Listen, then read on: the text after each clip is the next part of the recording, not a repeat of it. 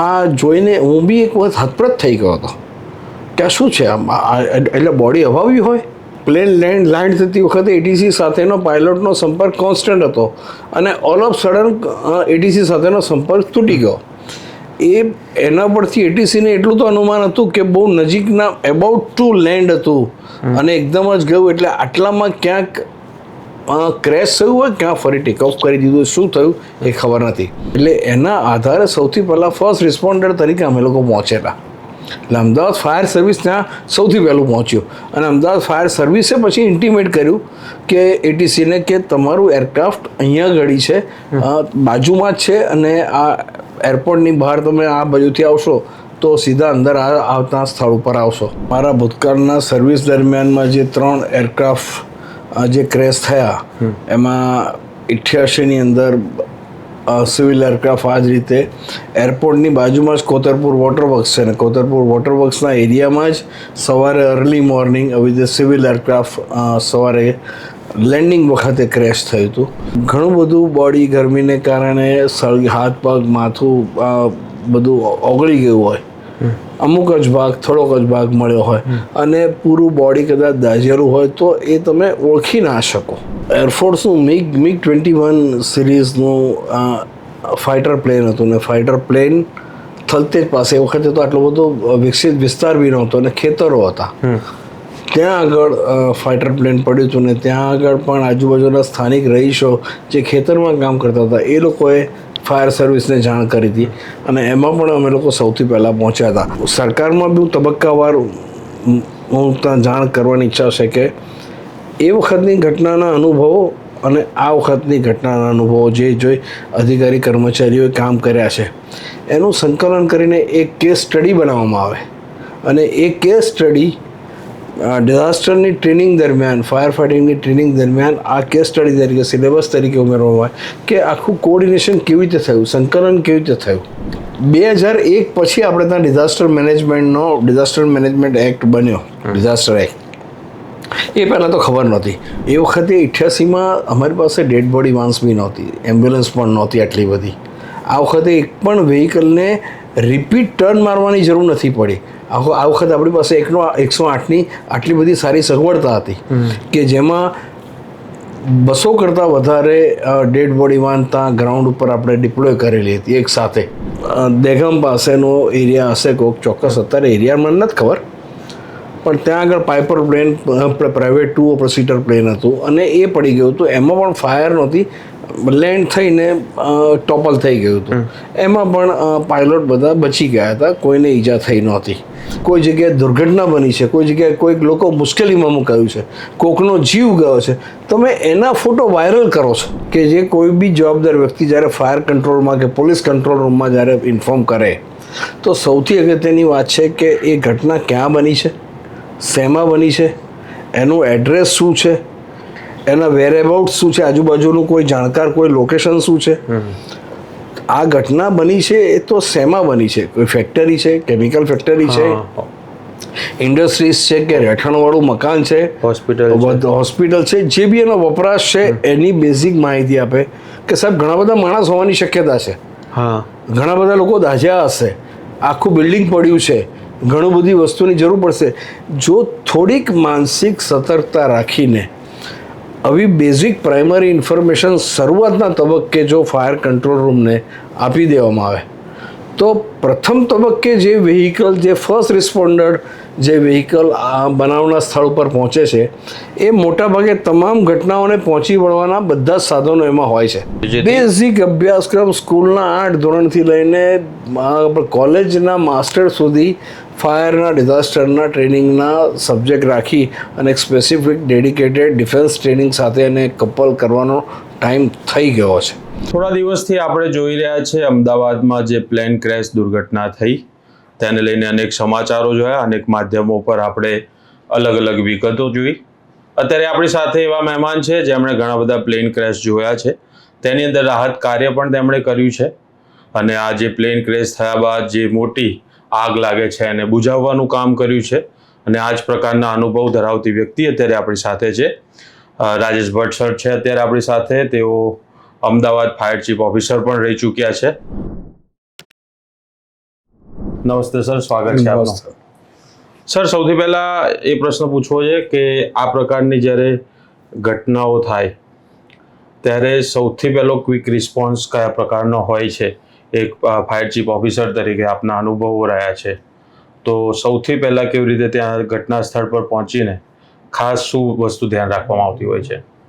આમ બહુ અગત્યનો પ્રશ્ન છે કે જ્યારે આવી કોઈ પણ ઘટના બને તો આ ઘટના ક્યાં બની છે, પહેલા તો એની સૌથી પહેલા માહિતી મળવી જોઈએ, પ્રોપર માહિતી મળવી જોઈએ, એનું લોકેશન પ્રોપર મળવું જોઈએ, અને એ ચોક્કસ જગ્યા પરની માહિતી મળ્યા પછી ત્યાં ત્વરિત સેકન્ડ ભર બી સમય બગાડ્યા વગર જેટલો બને એટલો ફાસ્ટ રિસ્પોન્સ કરવામાં આવે કે આપણે જેથી કરીને રેસ્ક્યુ વર્ક, જે ફસાયેલા સૌથી પહેલી ડિપાર્ટમેન્ટની જે પ્રાયોરિટી હોય તો એ રેસ્ક્યુની હોય, એટલે ફસાયેલા વ્યક્તિઓ વધારે ઈજાગ્રસ્ત થાય નહીં, જે ઈજાગ્રસ્ત થયા હોય એને વધારે ઈજા કન્વર્ટ થાય નહીં ને એ લોકોને હોસ્પિટલાઇઝ મોકલવાની કાર્યવાહી થાય, પેરેલલ ફાયર ફાઇટિંગ કરી શકાય. આ બધી સ્ટ્રેટેજી માટેનું જે પ્લાનિંગ કરવાનું હોય તો એ ઘટનાની જાણ થયા પછી બનાવના સ્થળ સુધી પહોંચતા દરમિયાન વચ્ચે રસ્તામાં હેડ ઓફ ધી ડિપાર્ટમેન્ટ આ બધું પ્લાનિંગ કરતા હોય છે કે આ કયા પ્રકારની ઘટના છે અને આમને મારે શું શું જરૂર પડશે. મેં ફર્સ્ટ ટર્નઆઉટ કંટ્રોલ રૂમમાંથી જે બી વાહન મોકલ્યું છે તો એનો શું મેસેજ આવ્યો છે, એ બધી બાબતોનું સંકલન કરીને હેડ ઓફ ધી ડિપાર્ટમેન્ટ પહેલાં સ્થળ ઉપર પહોંચે તો એ પહેલાં એણે આ બધી વસ્તુનું આયોજન રસ્તાની અંદર સુપેરે કરી લેવાનું હોય. એક રિમોટ એરિયા હોય અને એક રેસિડેન્શિયલ એરિયા હોય તો એ આવું કોઈ ક્રેશ થાય તો એ ક્રેશ ક્યાં થયું છે એની માહિતી જેટલી મોડી મળે, અને કોઈ સિવિલ એરક્રાફ્ટ હોય, પેસેન્જર એરક્રાફ્ટ હોય, અને જો માહિતીનો અભાવ હોય, લોકેશન પ્રોપર ના હોય અને ડિલે રિસ્પોન્સ થાય તો એ વખતે કેઝ્યુલિટી થવાની શક્યતા વધતી હોય છે. એટલે એ ના થાય એ માટે જ્યારે એરક્રાફ્ટમાં કોઈ પણ ટેકનિકલ ફોલ્ટ થાય અને ફોલ્ટ સાથે જ્યારે એટીસીનો કંટ્રોલ એ જ્યારે ગુમાવી બેસે છે તો એટીસીને છેલ્લે શું મેસેજ આપ્યો છે, ક્યાં સસ્પેક્ટેડ એણે ફોર્સફુલી લેન્ડિંગ કરાવવાની જરૂર પડી છે, ક્રેશ થઈ ગયું છે, કેટલા કિલોમીટર દૂરની આસપાસ છે, અને એવી કોઈ જ માહિતી એટીસી પાસે ના હોય તો જે જગ્યાએ લેન્ડ થયું હોય ત્યાંના આજુબાજુના સ્થાનિક રહીશો લોકલ ઓથોરિટીને આ બાબતની જાણ કરતા હોય અને એ લોકો દ્વારા પ્રોપર જો માહિતી આપવામાં આવે તો ફાસ્ટેસ્ટ રિસ્પોન્સ કરાવી શકીએ આપણે. કોતરપુરમાં પણ જે પ્લેન ક્રેશની હતી ઘટના, એ તમે ત્યાં હતા હાજર, તો એ કેવી રીતે ક્રેશ થયું હતું, શું ઘટના હતી, એના વિશે થોડી વાત કરો.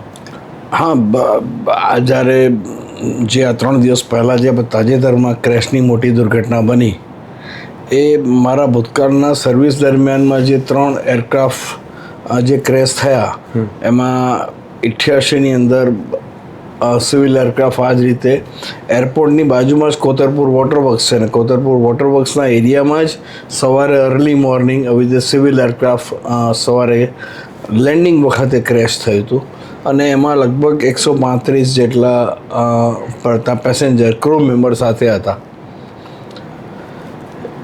એ ક્રેશ થયું એક કન્ફાઇન લોકેશન હતું, બહાર પબ્લિક એરિયા નહોતો, કોતરપુર વોટરવર્ક્સ હતું, ખુલ્લું મેદાન હતું, કોઈ માનવ વસ્તી નહોતી, જે વોટરવર્ક્સની અંદર જે કામ કરવાવાળા જે કામદાર મિત્રો હતા એ બધા અલગ જગ્યા પર રહેતા હતા. એટલે ત્યાં આ જે 135 જે પેસેન્જર અને ક્રૂ સ્ટાફ હતો એના સિવાય કોઈ બીજી કોઈ જાનહાની નહોતી થઈ. એમાં પણ આ જ રીતની માફક એક વિનોદભાઈ ત્રિપાઠી આપણા ગુજરાત વિદ્યાપીઠના કુલપતિ આખરે બચી જવા પામ્યા હતા. ઓકે. એ વખતે કુલ 4 જણા બચી ગયા હતા. 4 અહીંયા આગળ હોસ્પિટલાઇઝ કર્યા, એરક્રાફ્ટમાંથી અમે લોકોએ લાઈવ રિકવર કર્યા અને અહીંયા આગળની ટ્રીટમેન્ટ માટે હોસ્પિટલ મોકલ્યા. પણ હોસ્પિટલમાં એ વખતે મેડિકલ ફેસિલિટી 88માં અમદાવાદ કે ગુજરાતમાં આટલી બધી નહોતી. આ અત્યારે જે મેડિકલ હબ છે એવું એ વખતે સગવડતા નહોતી. એટલે જે રીતે નિર્ણય લેવાયો હશે એ પ્રમાણે એ 4ને આગળની એડવાન્સ ટ્રીટમેન્ટની જરૂર હતી, કારણ કે ઘણા બધા મોટા પર્સન્ટેજમાં અને ડીપ ટિશ્યુ બર્ન્સ હતા. ચામડીનો 1st degree, 2nd degree, 3rd ને 4th ડિગ્રી જે ડીપ ડાઉન બર્ન હોય એ ડીપ ડાઉન બર્ન સાથે વધારે પર્સન્ટેજમાં એ લોકોને દાઝવાની ઈજા હતી. એટલે એ લોકોનું સર્વાઈવલ થાય એ માટે એ વખતે મુંબઈ એડવાન્સ ટ્રીટમેન્ટમાં હતું, એટલે એ બધાને મુંબઈ શિફ્ટ કરવામાં આવેલા હતા. એ દરમિયાન એ 4માંથી લેટર ઓન 3 જણા એક્સપાયર થઈ ગયા એ લોકોની સારવાર દરમિયાન. અને આપણા ગુજરાત વિદ્યાપીઠના કુલપતિ વિનોદભાઈ ત્રિપાઠી એ બધી ટ્રીટમેન્ટ પૂરી કરી અને સારી રીતે સર્વાઈવ થયા હતા. ઘણી બધી પ્લાસ્ટિક સર્જરી તબક્કાવાર કરવી પડી હતી. અને કદાચ હું ભૂલતો નથી તો હમણાં તાજેતરમાં કોવિડ દરમિયાનના સમયગાળામાં જ એમનું અવસાન થયું છે. હવે એ વખતે ઉંમર બી હવે થઈ હશે અને કદાચ કોવિડ હોવાનું એવું એ વખતે જાણવા મળેલું. તો એ એકમાત્ર જેમ આ વખતે જેમ આ ક્રેશમાં જે વિશ્વાસભાઈ બચી ગયા છે એવી રીતે એ વખતે વિનોદભાઈ બચી ગયા હતા. પણ 88ની ઘટના એક કન્ફાઇન લોકેશન હતું. એરપોર્ટ રનવેથી બરાબર 100-200 મીટર આપણે દૂરના ગાળામાં રસ્તો ક્રોસ કરો ને કોતરપુર વોટર વર્ક્સની પ્રિમાઇસીસ સ્ટાર્ટ થાય અને ત્યાં આગળ વચ્ચેના મેદાન જેવા ભાગમાં આ પ્લેન ક્રેશ થયું હતું. એ વખતે કોઈ માનવ વસાહત એવું બધું નહોતું એટલે જાનહાની બીજી નહોતી થઈ. જ્યારે એની કમ્પેરમાં અહીંયા ઘડી જાનહાની વધારે થઈ કે પબ્લિક રેસિડેન્શિયલ એરિયા હતો. 88ની અંદર મહત્ત્વની વાત સાગર એવી છે કે એ વખતે આટલા બધા આટલા બધા લેટેસ્ટ ઇક્વિપમેન્ટ નહોતા, આટલી સંખ્યામાં નહોતા. ડેડ બોડી વાન મર્યાદિત હતી, એમ્બ્યુલન્સ મર્યાદિત હતી, સ્ટાફ મર્યાદિત હતો. આ વખતે જે રીતે કામગીરી કરી કે ફાયર સર્વિસ જે ફર્સ્ટ રિસ્પોન્ડર હતું તો પોલીસ પેરેલલ થઈ ગઈ, સિવિલ ડિફેન્સ આવી, હોમગાર્ડ્સ આવી, NDRF, SDRF અને બીજી સિવિલ એજન્સીઓ ઘણી બધી ઓન ગ્રાઉન્ડ થઈ. મેડિકલ હેલ્થવાળા લોકો મદદમાં, આર્મી કેમ્પ નજીક હતો તો આર્મી કેમ્પના આપણે જવાનો જોડે આવી ગયા. તો ઘણી બધી કોર્ડિનેશન સારામાં સારી રીતે થયું. 2001 પછી આપણે ત્યાં ડિઝાસ્ટર મેનેજમેન્ટ એક્ટ બન્યો, ડિઝાસ્ટર એક્ટ. એ પહેલાં તો ખબર નહોતી, પણ કદાચ એવું કહેવાની ઈચ્છા થાય કે 2001 પછી જે મોટી ઘટના બની એમાં disaster management mitigation plan coordination on site આ વખતનું જે ઓપરેશન થયું ફાયર ફાઇટિંગ અને રેસ્ક્યુ વર્કનું ફેન્ટાસ્ટિક ઓપરેશન થયું છે. તમામ fire service, police, civil defence, SDRF, NDRF, health department બધાનું સંકલન એટલું બધું સ્ટ્રોંગ હતું.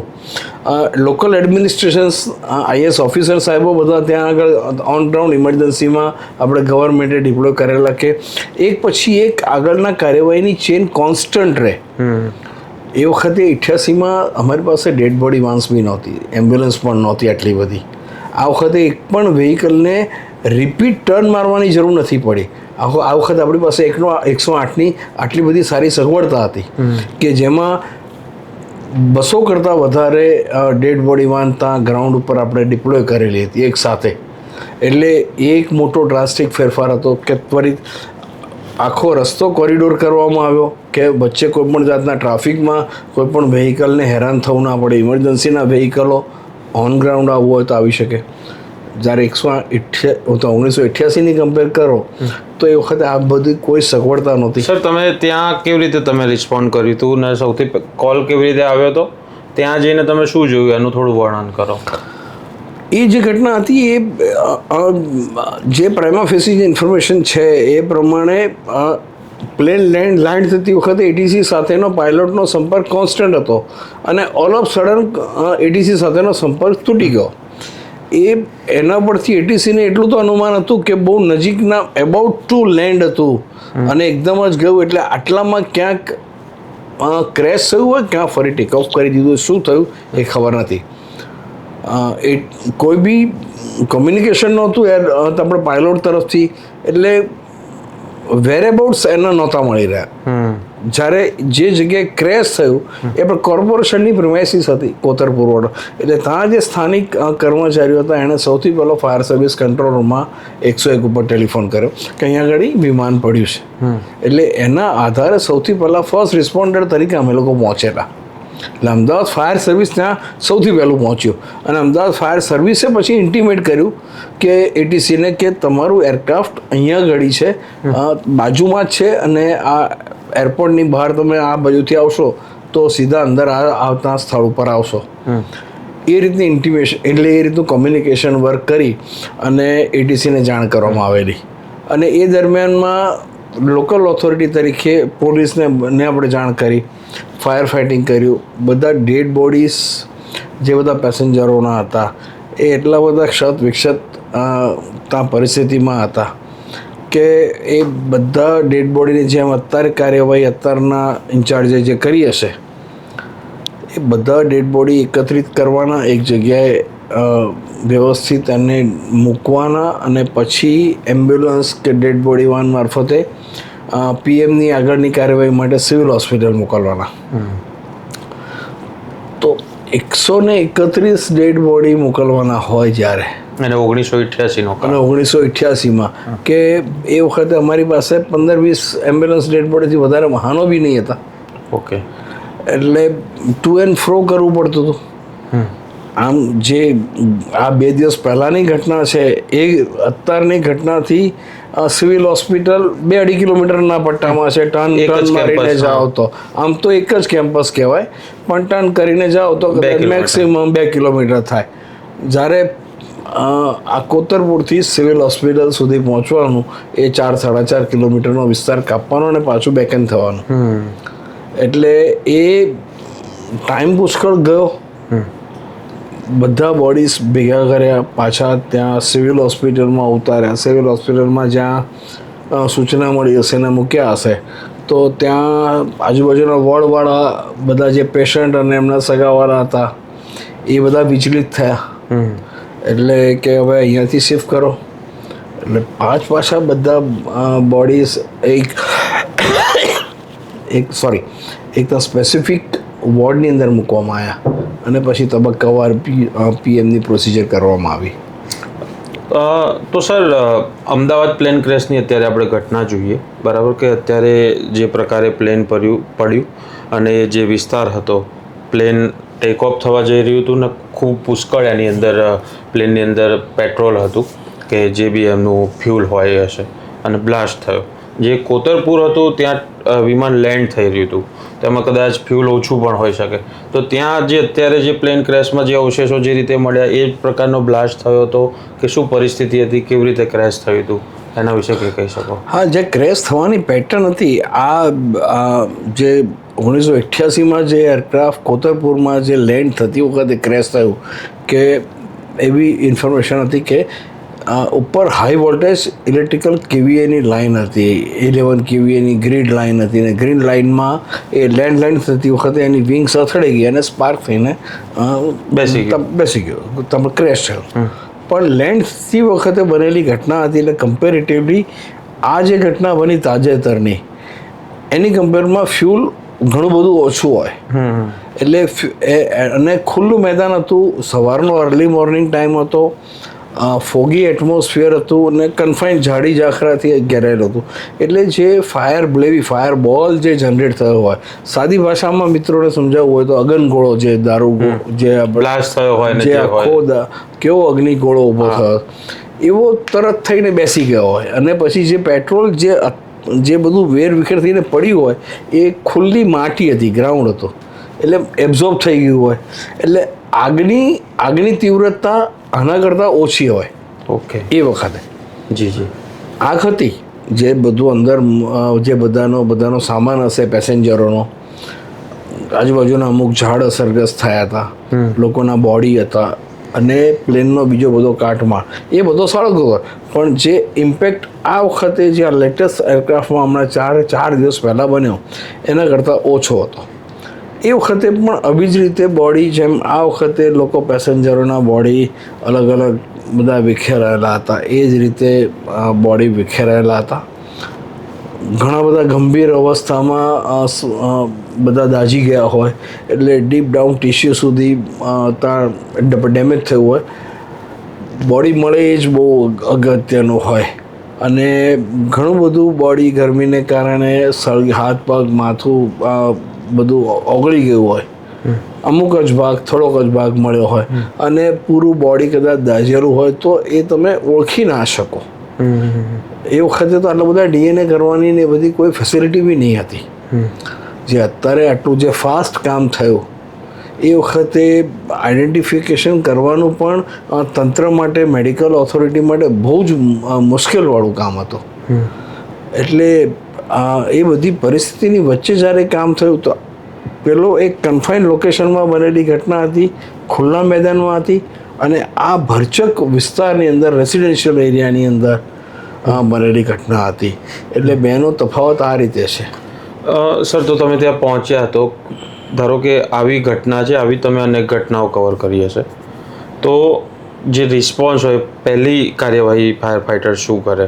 કારણ કે એની અંદર લોકોના એક તરફ જે લોકો ઈજાગ્રસ્ત છે એને બચાવવા, એક તરફ આગ લાગી છે, ઘણો બધો કાટમાળ છે એને નીચે ફસાયેલા, તો એમાં કેવી રીતે પ્રાયોરિટી નક્કી કરવામાં આવે? ને પહેલી વાત તો કંઈ સૂઝે કેવી રીતે, એ તમારી તાલીમનો એક ભાગ હશે જ, તો એમાં કેવી રીતે રિસ્પોન્સ કરતા હોય?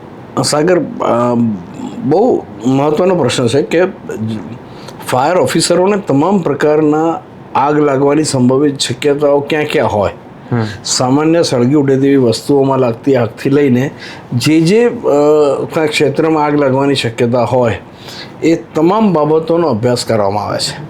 કોઈ પણ તમે એન્જિનિયરિંગ કરતા હો તો civil engineering, mechanical engineering, electrical engineer, plastic, chemicals, તો એ બધાને એ પર્ટિક્યુલર એ વિષયનું જ માહિતી આપવામાં આવે.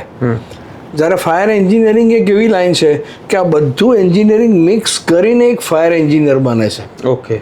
એટલે એને બધી રીતે તૈયાર થવું પડતું હોય છે કે કેમિકલમાં આગ લાગે, ઇલેક્ટ્રિકમાં આગ લાગે, મિકેનિકલ પાર્ટ્સમાં આગ લાગે, સિવિલ કન્સ્ટ્રક્શન્સની આગ લાગે.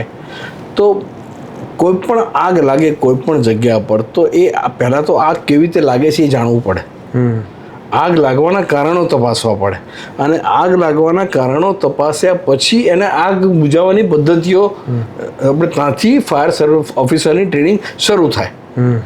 એટલે પહેલાં ફાયર ઓફિસરને ક્યાં આગ લાગે છે, કેવી રીતે લાગે છે, કયા કયા પરિબળોને આધારે આગ લાગે છે, અને એ આગ લાગે તો એને કયા મહત્ત્વના સિદ્ધાંતો આધારિત કેટલા પ્રકારની આગ છે, અને એ પ્રકારની આગ હોય તો કેવી રીતે બુઝાવવામાં આવે છે, એના ઉપર આખું એન્જિનિયરિંગ સાયન્સ નક્કી થયેલું હોય. એમાં એરક્રાફ્ટ ફાયર, શિપ ફાયર અને છે તો ટ્રેન એન્જિન્સ, આનો પણ અમને લોકોને અભ્યાસ કરવામાં આવે. બિલ્ડિંગ કન્સ્ટ્રક્શન્સ હોય તો બિલ્ડિંગ કન્સ્ટ્રક્શન્સ, એના મટીરિયલ રેતી, કપચી, મેટલ, ઈંટોથી, એની બાંધણીથી, સ્ટીલથી લઈ અને બિલ્ડિંગ કેવી રીતે બને અને તોડવાનું હોય તો કેવી રીતે તોડવાનું, એમાં શું શું ધ્યાન રાખવાનું એ બધું ધ્યાન રાખવાનું.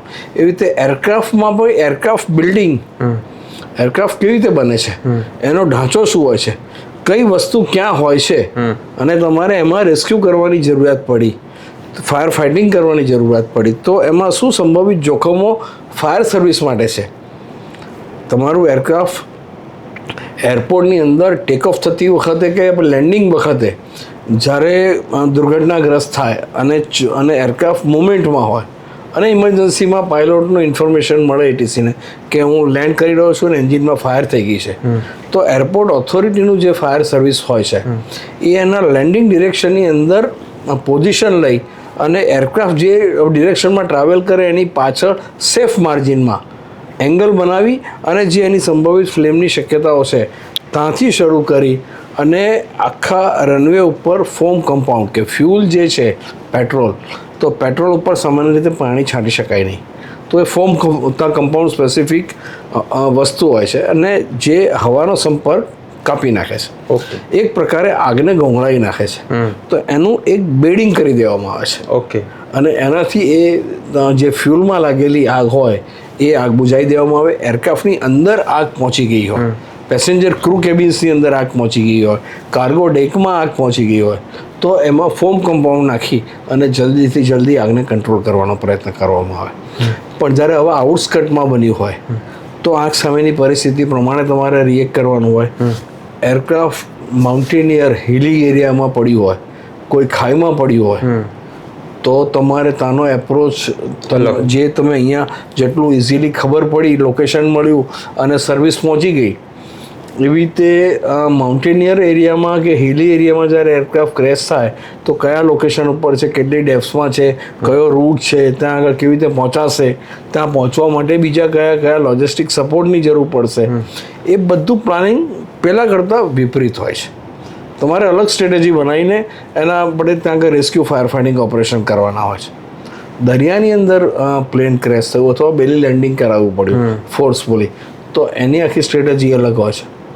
એટલે જ્યારે આ પ્રકારની ઘટના હોય તો ફાયર ઓફિસરે ત્યાં પહોંચ્યા પછી શું શું જરૂર પડશે, ત્યાં ફાયર ફાઇટિંગ સૌથી પહેલી પ્રાયોરિટી, રેસ્ક્યુ ટોપમોસ્ટ પ્રાયોરિટી, અને રેસ્ક્યુ અને ફાયર ફાઇટિંગની સાથે સાથે લોકલ ઓથોરિટીને જાણ કરવાની, સંબંધિત એડમિનિસ્ટ્રેશનને, પોલિટિકલ વિંગને, અને વધારે મોટા પ્રમાણમાં આવી કોઈ દુર્ઘટના હોય તો તમારે હોસ્પિટલમાં શું શું કરાવવું પડશે, કઈ નજીકની હોસ્પિટલ છે, ત્યાં ત્યાંના કોઈ કન્સર્ન આરએમઓ સીએમઓ હોય તો એને કોન્ટેક્ટ કરીને કહેવું પડશે કે આ બધી ઘટના છે અને તમારે આટલા પેશન્ટ સસ્પેક્ટેડ છે, અમે આટલા મોકલી રહ્યા છે, તો તમે ત્યાં આગળ તૈયારી કરો.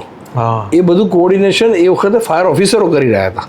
ઓકે, 88ની વાત કરું. હા, હવે આ બધા સ્ટ્રેટેજિકલ ડિઝાસ્ટર મિટિગેશન પ્લાન બધા નક્કી થયા અને સંકલન સમિતિઓ નક્કી થઈને એડમિનિસ્ટ્રેશન અંદર જોડાયું અને કોઓર્ડિનેશનથી બધા કામ કરવા માંડ્યું. એટલે એ વખતે વન મેન આર્મીની માફક રિએક્શન આપીને ત્વરિત તમારે ડિસિઝન લેવા પડતા હતા. ગ્રાઉન્ડ ઉપર જ્યારે એરક્રાફ્ટનું ફાયર ફાઇટિંગ થઈ ગયું છે, કોઈક એવા લોકેશનમાં સીટની નીચે કે કોઈ ક્રેશ થયેલા પાર્ટ્સની વચ્ચે કોઈ બોડી ફસાયું છે, તો એને એ બધું કાટવાળ હટાવી અને એ પોતા ફસાયેલી વ્યક્તિને કાઢવાનો. તો અત્યારે જે હાઇડ્રોલિક ટૂલ્સ અવેલેબલ છે એ વખતે આટલા બધા નહોતા. મેન્યુઅલ હશે. એ વખતે ઘણું બધું કામ 90% મેન્યુઅલી કરવું પડતું હતું. સેફ્ટી પ્રિકોશન્સ નહોતા આટલા બધા. એટલે એ બધી વસ્તુ વચ્ચે અત્યારે ઘણી બધી સગવડતા ઊભી થઈ ગઈ છે. ઘણા બધા સારા લેટેસ્ટ ઇક્વિપમેન્ટ છે, ફાયર ફાઇટિંગ ઇઝી થઈ ગયું છે, અને એપ્રોચ છે, સેફ્ટી ગિયર્સ, ટૂલ્સ સ્ટાફને સારામાં સારા આપવામાં આવી રહ્યા છે. એટલે આ બધી વસ્તુ વચ્ચે જો જુઓ તો તમારું પ્રેઝન્સ ઓફ માઇન્ડ, તમારા લાઇન ઓફ એક્શનમાં જો તમે કોન્ફિડન્ટ હો, તમે કોન્ક્રીટ ડિસિઝન ઉપર હો, તો ફાયર ફાઇટિંગ રેસ્ક્યુ ઓપરેશન આ પ્રમાણે કરવાનું આવે તો કોઈ બહુ એવું કોઈ વિકેટ બાબત બનતી નથી. તમે તો આ પ્રકારના અનેક ઓપરેશન કરતા છો. તમે ધરતીકંપ પણ જોયો, અનેક પ્લેન ક્રેશ જોઈ, તો આ પ્રકારની ઘટનાઓમાં જ્યારે છેવટે તો આપણે માણસ જ છીએ, બરાબર? આ પ્રકારના મૃતદેહો આપણે જોઈએ છીએ, પુષ્કળ લોહી જોઈએ છે, ક્યાંય કોઈ ડૂબેલું છે, ક્યાંય કોઈ અલગ અલગ જેમના શરીરના અંગો વિખરાયેલા પડ્યા છે. આ બધું જે સૌથી પહેલાં તમે પહોંચો છો ત્યાં, તો આ પ્રકારનું રૂટીન જ્યારે થઈ જાય ત્યારે માનસપટ પર શું અસર થાય, તમારા જીવન પર શું અસર થાય? સ્વાભાવિક છે કે માણસ જ્યારે આ પ્રકારના દ્રશ્યો જુએ તો એને કઈ અસર તો થતી જ હશે. ખૂબ મહત્ત્વનો બાબત છે કે આવી કોઈ પણ ઘટના બને, સામાન્ય ઘરની અંદર તમે અગરબત્તી કે દીવો કરતા હો કે રસોડામાં કોઈ કાર્યવાહી કરતી વખતે કે કંઈક નાનો સામાન્ય તણખો પડવાથી જે દાઝી જવાય અને આપણને જે પીડા થાય છે, તો આ આગ અકસ્માતની ઘટનામાં અસરગ્રસ્તો જે રીતે અસર પામ્યા હોય, માસ ઇન્સિડન્સ હોય કે કોઈ વ્યક્તિગત ઘટના હોય, પણ જે દાઝેલી વ્યક્તિ હોય કે અથવા ઈજા પામેલી વ્યક્તિ હોય, શરીરના અંગો છૂટા પડી ગયા હોય, શરીર ડિકમ્પોઝ થઈ ગયું હોય, શરીરનો જે અંગ પકડીને ઉચકવાનો પ્રયત્ન કરો તો એ અંગ છૂટું પડી જાય, એના મસલ્સ સ્નાયુ બધા છૂટા પડી જાય, કોઈ મકાન દુર્ઘટના હોય ભૂકંપ જેવી તો શરીર કપાઈ ગયું હોય, હાથ છૂટા પડી ગયા હોય, પગ છૂટા પડી ગયા હોય, માથું ફાટી ગયું હોય, એક્સિડન્ટની અંદર આ બધી ઘટના બને, તો સહજ રીતે આ બધી ઘટનાઓ બનવાની છે. એની ફાયર ઓફિસરોને ટ્રેનિંગ આપવામાં આવે છે કે આવું બધું બનશે, તમારે આવું બધું જોવું પડશે. એ વખતે માનસિક રીતે વિચલિત થવાની જરૂર નથી. પણ ગમે તેમ તોય માણસ છે, ફાયર ઓફિસર કે ફાયર ફાઇટર પણ એ તો આખરે તો માણસ છે. એટલે એનો મેન્ટલ સાયકો ટ્રોમા એ વખતે જો તમે મક્કમતાપૂર્વક તમે સામનો ના કરી શકતા હો તો એ વખતે માનસિક અસર ચોક્કસ થાય છે, વિપરીત અસર થાય છે. ઘણી વખત ગભરાઈ જવાય છે કે આ શું થઈ ગયું છે. અને પછી જ્યારે વ્યક્તિ પોતાના ઉપર જ્યારે જુએ કે આવું મારી જોડે થાય તો એ વખતે એવા ઘણા અનુભવો થયા છે કે જેણે જોયું છે એ મારી જોડે થશે. હવે આજે આ જ એરક્રાફ્ટમાં ઘણા એવા છે કે 2 જણા ફ્લાઇટ ચૂકી ગયા અને એમને આ ફ્લાઇટ મિસ થઈ ગઈ અને બચી ગયા. ઘણા આવતી વખતે કદાચ કોઈક રોકાઈ ગયા હશે. ઘણા લોકોના ડિસિશનો બદલાઈ જાય છે કે હવે મારે એરક્રાફ્ટમાં મારે ટ્રાવેલ નથી કરવું. ભૂકંપ આવ્યો ત્યારે લોકો હાઈરેસ બિલ્ડિંગમાં જે ઘટનાઓ બની તો એ પછી ઘણા સમય સુધી એવી ઘટના બની હતી કે હવે મારે હાઈરેસ બિલ્ડિંગમાં મારે રહેવા નથી જવું. તો આ બહુ સહજ સ્વાભાવિક છે. અને મારી પોતાની જ વાત કરું તો કે ખાસ કરીને સ્પેસિફિક જે 1988ની એરક્રાફ્ટની ઘટના હતી કે હું નોકરીમાં નવો જોડાયો હતો. શરૂઆતની મારી નોકરીનો તબક્કો હતો 84 થી 88. એટલે એ વખતે આ જોઈને હું બી એક વખત હતપ્રત થઈ ગયો હતો કે આ શું છે આમ. એટલે બોડી હવાવી હોય, કારણ કે દાઝેલું બોડી, બળેલું બોડી, એમાંથી બ્લીડિંગ્સ બધે અલગ અલગ જગ્યાએથી થતા હોય, શરીરના અંગો છૂટા પડી ગયા હોય, તમને સમજ ના પડે કે કોનું અંગ કયા બોડીનું છે. એ વખતે જવાબદારીપૂર્વક ફાયર ઓફિસરે જે કામ કરવાનું હોય એ માનસિક સ્ટ્રોંગનેસ અને એની સામે આ જે સાયકોટ્રોમા જે ઊભો થાય એ ખાસ વિચલિત કરે. એટલે એ ના કરે એના માટે વખત હવે એ વખતે તો આટલું યોગા અને પ્રાણાયામ બી નહોતા. હવે તો એ રીતે બી સ્ટ્રેન્થન કરે છે ત્યાં યુનિફોર્મ સર્વિસના માણસોને કે તમને પ્રાણાયામ કરી, યોગા કરીને તમને મેન્ટલી સ્ટ્રોંગ કરવામાં આવે કે આવી કોઈ બી ઘટના બને તો તમે વિચલિત ના થાવ. એટલે હવે ઘણું બધું ડેવલપમેન્ટ છે. પણ આ વિચલિત કરનારી ઘટના છે. અને ચોક્કસ એ કર્મચારી આ વખતે પણ 2-3 ફાયર સર્વિસના કર્મચારીઓને આ આઘાતની બાબત બનેલી અને એ લોકોને હોસ્પિટલ શિફ્ટ કરવા પડ્યા હતા. એટલે મેન્ટલ ટ્રોમા ડેવલપ થાય છે અને માણસ ગભરામણમાં બીજી આગળની મદદ માગતો હોય છે કે હવે મને સારવાર કરો અથવા મને સ્થળ બદલો મારું. અને મેન મુખ્ય બાબત એ છે કે જ્યારે મેન્ટલ ટ્રોમા કે આ પ્રકારની જે સારવારની બાબતો હોય એ ખૂબ જરૂરી છે. એનો મતલબ એવું નથી કે તમે વીક છો કે આપણે એ છે એ mental science, mental medical science આ બધું ખૂબ જ હવે તો આગળ વધ્યું છે અને ખૂબ જ જેમ કે પત્રકારત્વ હોય, ફાયર ફાઇટિંગ હોય કે અન્ય બીજા જે અલગ અલગ જે ફિલ્ડ હોય એની અંદર ખૂબ જ આવશ્યક હોય છે. તમે બીજા પણ પ્લેન ક્રેશ જોયા તો એ કયા પ્રકારના હતા, એ શું હતા, એ કઈ ઘટનાઓ હતી? 1988 પછી એરફોર્સનું MiG-21 સિરીઝનું ફાઇટર પ્લેન હતું ને ફાઇટર પ્લેન થલતેજ પાસે એ વખતે તો આટલો બધો વિકસિત વિસ્તાર બી નહોતો અને ખેતરો હતા. ત્યાં આગળ ફાઇટર પ્લેન પડ્યું હતું ને ત્યાં આગળ પણ આજુબાજુના સ્થાનિક રહીશો જે ખેતરમાં કામ કરતા હતા એ લોકોએ ફાયર સર્વિસને જાણ કરી હતી અને એમાં પણ અમે લોકો સૌથી પહેલાં પહોંચ્યા હતા. અને એ એરક્રાફ્ટમાં એવું કોઈ ફાયર જેવું કશું કોઈ બહુ મોટી વસ્તુ નહોતી. ક્રેશ થઈ ગયું હતું, પાર્ટ્સ બધા વેર વિખેર થઈ ગયા હતા અને પાયલોટ ઇજેક્ટ કરી ગયા હતા. એટલે જે સિસ્ટમ હોય છે કે હવે કોઈ જ્યારે આઉટ ઓફ કંટ્રોલ થઈ જાય અને બચવાનો કોઈ સ્કોપ ના રહે તો સેફટી માટે પાયલોટ એની ઇજેક્શન સીટથી ઇજેક્ટ થઈ અને આપણે પછી પેરાશૂટ મારફતે એ કોઈ સલામત જગ્યાએ લેન્ડ થાય. એ વખતે કદાચ નાની મોટી ઈજા પાયલોટને થતી હોય છે. એવું જ સેમ એ MiG-21માં પાયલોટ ઇજેક્ટ કરી ગયા હતા અને નાની મોટી ઈજા સાથે સેફ હતા. ત્રીજી એક ઘટના એવી હતી કે દહેગામ પાસેનો એરિયા હશે કોઈક ચોક્કસ, અત્યારે એરિયા મને નથી ખબર, પણ ત્યાં આગળ piper plane private 2 seater plane હતું અને એ પડી ગયું હતું. એમાં પણ ફાયર નહોતી, લેન્ડ થઈને ટોપલ થઈ ગયું હતું. એમાં પણ પાયલોટ બધા બચી ગયા હતા, કોઈને ઈજા થઈ નહોતી. એમાં ખાલી માત્ર રિકવરી કરી અને સિવિલ એવિએશન ડિપાર્ટમેન્ટને, પોલીસને એ એરક્રાફ્ટ હેન્ડઓવર કરવાનું હતું. પણ એ ઘટના બની હતી. ખાસ આ 1988માં જે અનુભવ થયો એ સવિશેષ અનુભવ હતો ફાયર સર્વિસ માટે. તમામ એ વખતે જેટલા અધિકારી કર્મચારીઓ જોડાયા હતા એ બધા માટે એક સ્પેસિફિક એક્સપિરિયન્સ હતો.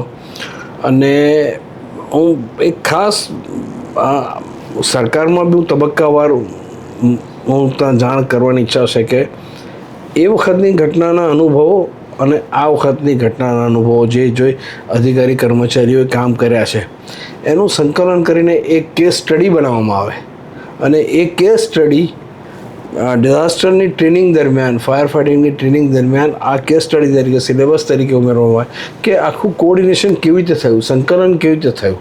ઓકે. તો આવનારા જે પેઢીના ફાયર ઓફિસરો છે, રેસ્ક્યુ ઇમરજન્સીના જે સ્ટાફ છે, એના માટે ખૂબ અગત્યનું મહત્ત્વનું કન્ટેન્ટ્સ પુરવાર થશે આ. બિલકુલ. હવે બીજી બાબત છે સિવિલિયન્સની. જ્યારે કોઈ પણ ડિઝાસ્ટર થાય છે, કોઈ પણ ઘટના, નાની મોટી દુર્ઘટના, અકસ્માત થયો કે નાની આગ પણ લાગી, તો એની શું જવાબદારી છે? કેવી રીતે ફાયર સ્ટેશનની અંદર જાણ કરવી? પહેલાં તો આપણે ફોન કરીએ છીએ કે એ એમ્બ્યુલન્સ હોય, ફાયર ડિપાર્ટમેન્ટ હોય, કોઈ પણ હોય, પોલીસ હોય, તો એકચ્યુઅલ એ ઘટનાની જાણ કરવી, એ સ્થળ બતાવવું, એ વખતે સિવિલિયન્સે શું ધ્યાન રાખવું અને જે કોલ કરે છે એને સૌથી પહેલાં તો કેવી રીતે વિગતો આપવી જેથી ફાયર ડિપાર્ટમેન્ટ કે અન્ય જે પણ ડિઝાસ્ટર મેનેજમેન્ટ એજન્સીઓ છે એને સરળતા રહે? ખૂબ મહત્ત્વનો પ્રશ્ન છે કે જ્યારે આવી કોઈ બી ઘટના બને તો ફાયર કંટ્રોલ રૂમને એના હવે તો ગૂગલ છે, મેપલ્સ છે અને તમારું એરિયા ટ્રેસ આઉટ કરીને તમે સરળતાથી પહોંચી શકો છો. પણ એ છતાં પણ જ્યાં ઘટના બની છે અને જે પબ્લિક કે જે અસરગ્રસ્ત વ્યક્તિ કે જે કોઈ બી જવાબદાર વ્યક્તિ જ્યારે ફાયર કંટ્રોલમાં કે પોલીસ કંટ્રોલ રૂમમાં જ્યારે ઇન્ફોર્મ કરે તો સૌથી અગત્યની વાત છે કે એ ઘટના ક્યાં બની છે, શેમાં બની છે, એનું એડ્રેસ શું છે, એના વેરએબાઉટ શું છે, આજુબાજુનું કોઈ જાણકાર કોઈ લોકેશન શું છે.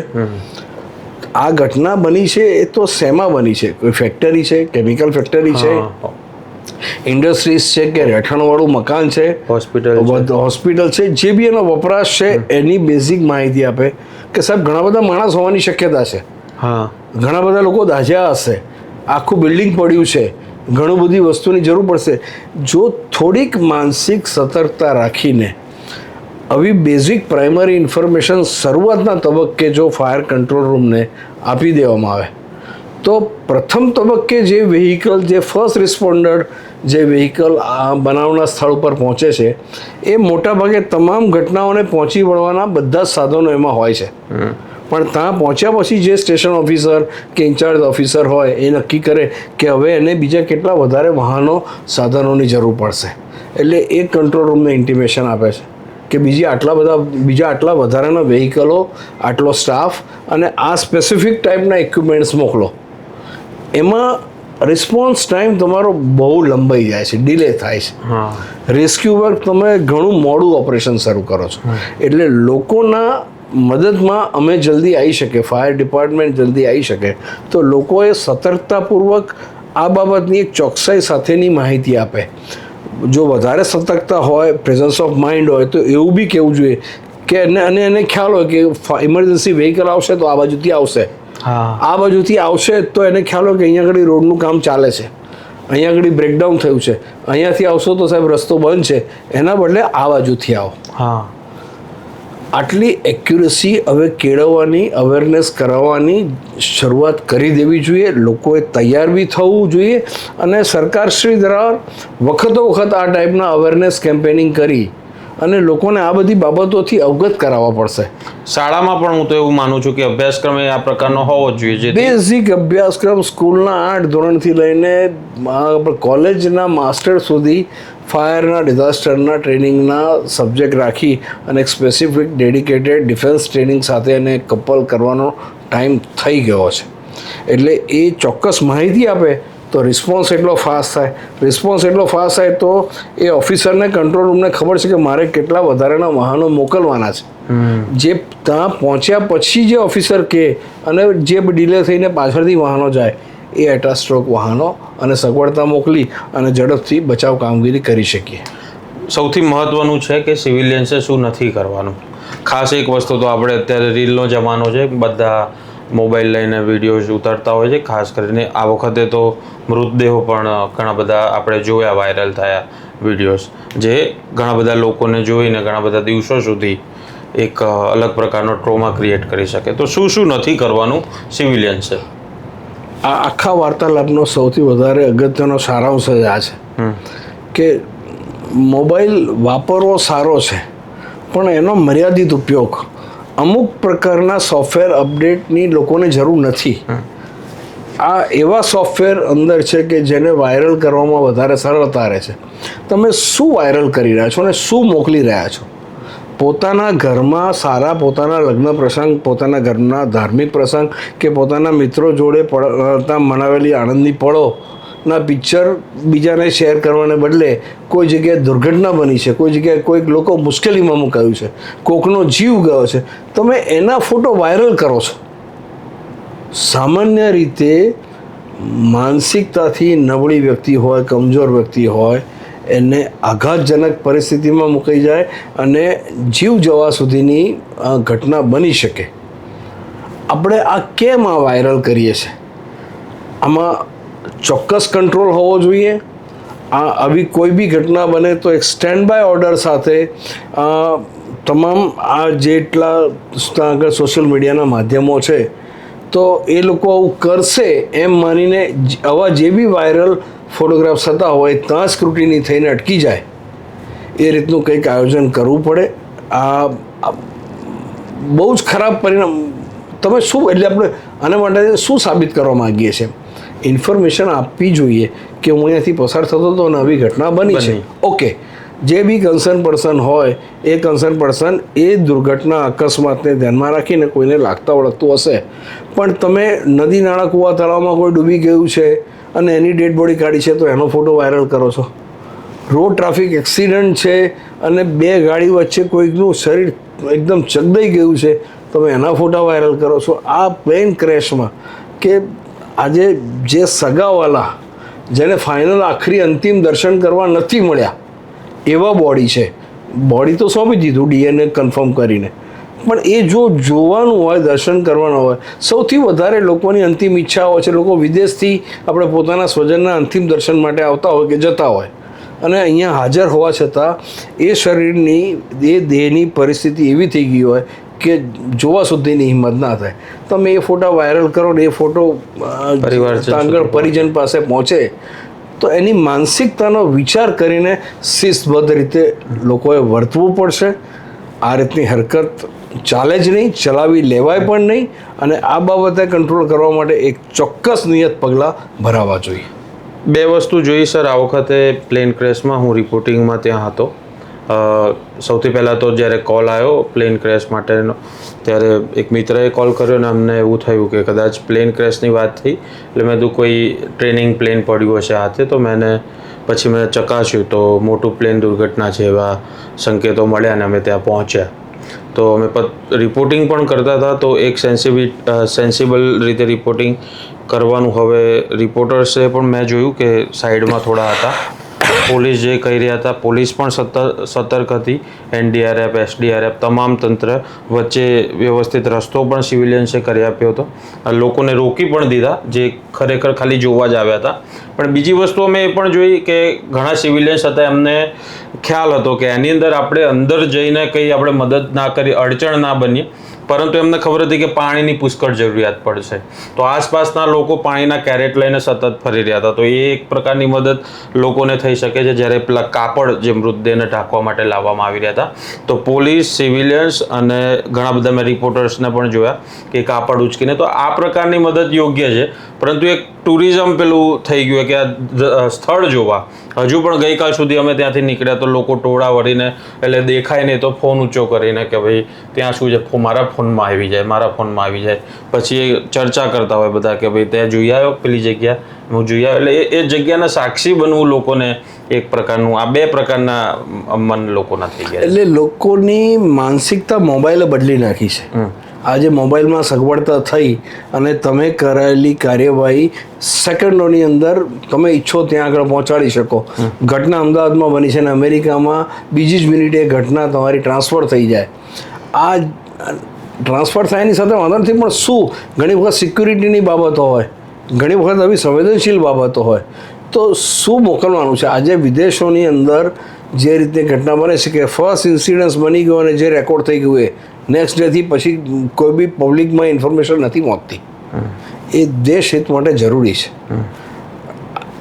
તે જે વાત કરી કે લોજિસ્ટિક સપોર્ટ માટે એજન્સીઓ, પત્રકાર મિત્રો હોય, પોલીસ હોય, સ્થાનિક રહીશો હોય, એ બધા જે આપતા હોય, તો એ લોકો જે આપે એની સાથે વાંધો નથી, પણ ઓપરેશનલ એરિયાનો એક ડિમાર્કેશન લાઇન હોય છે, ત્યાંથી અંદર ડિમાર્કેશન લાઇનની અંદર નહીં જવાનું.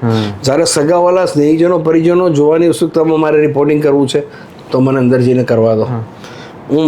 તો મારો સ્વજન છે, મારા કાકા હતા, મારા મામા હતા ને આમાં ટ્રાવેલ કરતા હતા, આમાં જ હશે, મને આઈડેન્ટિફાય કરવા દો.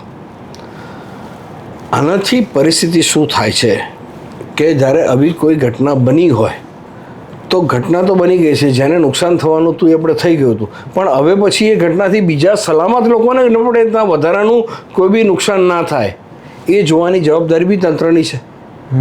તો તમે એવી કોઈક જગ્યાએ, અજાણતી જગ્યાએ તમે ઘૂસી જાઓ અને ત્યાં કશો કોઈ બી કાટમાળ પડે અને તમને ઈજાગ્રસ્ત થાય તો એક બીજી વધારે મુશ્કેલીને આપણે જન્મ આપીએ છીએ. તો આવી કોઈ બી કાર્યવાહી નહીં કરવી જોઈએ. ત્યાં ટેકનિકલ ઓથોરિટી જે બી સૂચના આપે એ બધી સૂચનાનું પાલન કરીને ત્યાં આગળ સહકાર આપવો જોઈએ. Thank you very much sir, તમે આ વાત કરી અને ખાસ કરીને તો અમે અપેક્ષા રાખીએ કે અમે પણ ઘણું બધું શીખ્યા છે આ વિડીયો જોઈને, તમારા અનુભવોથી. તમે જે ક્વિક રિસ્પોન્સની વાત કરી, ખાસ કરીને તો આ પ્રકારની પરિસ્થિતિમાં કેવી રીતે આપણે સિવિલિયન તરીકે રિસ્પોન્ડ કરવું એ સૌથી વધારે શીખવાનું હતું આની અંદર.